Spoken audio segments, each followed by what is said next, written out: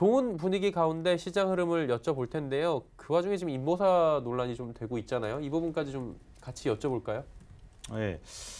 바이오주들을 투자할 때 계속 얘기를 드렸잖아요. 바이오주, 그러니까 투자하시는 분들은 그걸 감안하고 투자하시는 걸로 저는 대부분 알고 있습니다. 뭐 일부 분들은 정말 그냥 감안조차 안 하지만 정말 주위 사람이 이제 너무 바이오주로 수익을 얻는다고 하니까 들여다보다가 나도 할까 이런 사람도 분명히 있겠지만 대부분의 사람은 저는 이성적으로 자기가 판단했을 때 바이오주에 대해서 지금 되게 후한 점수를 주는 시대고, 그러니까 후한 점수를 준다는 거는 뭐 지금 당장 실적이 안 나오더라도 우리가 이제 미래에 그 파이프라인이 터질 것을 예상하면서 거기에 가치를 굉장히 높게 줘서, 그래서 신라젠부터 시작해서 굉장히 그 후한 점수를 주니까 그거를 믿고 이제 투자를 하시는 거다. 내 위험성은 스스로 이제 본인이 투자에 대한 그런 그 손실을 감수하면서 그러시기 때문에 그런 분들은 이제 뭐 그럴 수도 있다고 생각을 하실 수도 있을 것 같아요. 이런 사태를. 근데 그거를 그냥 뭐 생각을 안 하고 어디서 이제 사라 그래서 되게 좋다 그래서 그냥 샀던 사람들은 좀 충격파가 있지 않을까 그런 생각이 듭니다. 그래서 항상 바이오주들을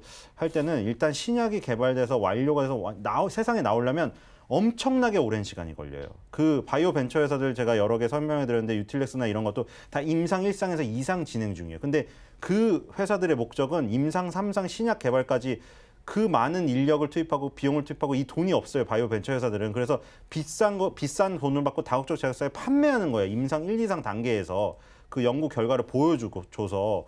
근데 이제 그만큼 어려운 거예요. 돈도 많이 들고. 그렇기 때문에 중간에 어그러질 가능성이 많이 있어요. 그러니까 어그러질 가능성에 대비해야 되고 더 중요한 거는 어떤 파이프라인이 다양하지 않고 파이프라인이 몇 개로 한정돼 있고 거기에 명운을 걸 정도로 비중이 큰 것들은 만약 그게 어그러졌을 때는 그 전에 그 부분으로 인해서 받았던 스포트라이트만큼 무너져야 된다는 거. 왜냐하면 제자리로 돌아가야 되니까.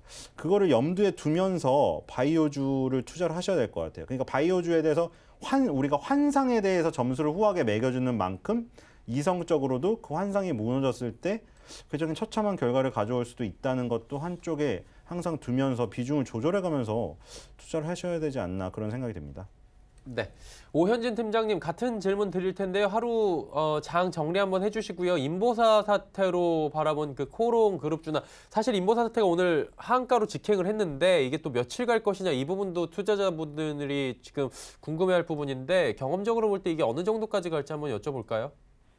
네, 일단 사실 해명 자료를 보면은 그렇게까지 큰 악재는 아닐 수도 있다는 생각이 들기는 들거든요. 그러니까 사측에서 내놓은 내용을 보면은 단순히 이제 세포의 명칭이 바뀐 부분이어서 안정성과 유효성 문제가 없다는 입장이고, 또 실제로 이게 임상 1상, 2상, 3상까지 모두 동일한 성분을 사용했어요. 근데 뭐 이게 특별한 악영향이나 이런 부분이 발견되지는 않았기 때문에 아마 제어가 신청이 조만간 있을 것으로 보여져요. 그러면 지금의 급락은 진정된다라고도 보여지고, 다만 그동안 제약주의 악재가 너무 많이 터졌잖아요. 삼성바이오로직스 이슈도 그렇고 한미약품의 뭐 기술 반환 이슈도 그렇고 실적 쇼크도 그렇고, 그래서 그런 부분들 때문에 이런 악재에 민감하게 시장이 반응하지 않았나 싶습니다. 일단 기술적으로 하한가를 보면 잔량을 보는 게 중요한데, 코오롱 생명과학 같은 경우 지금 69만 주가 쌓여 있고요. 코오롱 티슈진 같은 경우에는 상당히 많이 290만 주가 쌓여 있습니다. 그래서 아마 내일도 하한가에 갈 가능성이 일단은 많은 것 같아요. 보유하고 계신 분들은 하한가에 내놔봤자 안 팔리고, 팔린다고 해도 팔린 가격보다 위에서 주가 끝나거든요. 그러니까 지금은 물량을 내놓지 마시고 기다리셨다가 거래가 재개될 때 그때 이제 다시 한번 타이밍을 잡으시는 게 맞을 것 같고요. 지금 하한가 잔량으로 봐서는 내일도 이제 급락이 일단 불가피합니다. 저가 매수는 기다리시는 게 맞고, 보유하고 계신 분들도 추가 매수는 하지 마시고 하한가가 풀릴 때 대응하는 쪽으로 대응하실 수밖에 없다 이렇게 판단을 하고요. 일단 시장 같은 경우에는 코스피가 조금 살아나는 매기라고 저는 생각을 합니다. IT 대형주가 살아나는 흐름이기 때문에 오늘 낙폭과대 대형주가 웬만해서 다 올라갔어요. 그래서 지금까지 코스닥 시장에 집중하셨던 분이라면 코스닥 시장을 버리라는 얘기는 아니지만 대형주 중에서 낙폭과대 대형주, 그중에서도 경기 민감주, IT 섹터라든지 화학 섹터, 철강 섹터 이런 종목군들 조금씩 모아가시는 전략으로 가신다면 뭐 엄청난 수익을 기대할 수 있지는 않지만 현재 위치에서 좀 안정적인 수익을 볼 수 있다고 생각하기 때문에 낙폭과대 대형주 중에서 경기 민감주 좀 눈여겨보실 필요가 있지 않나 말씀드리도록 하겠습니다.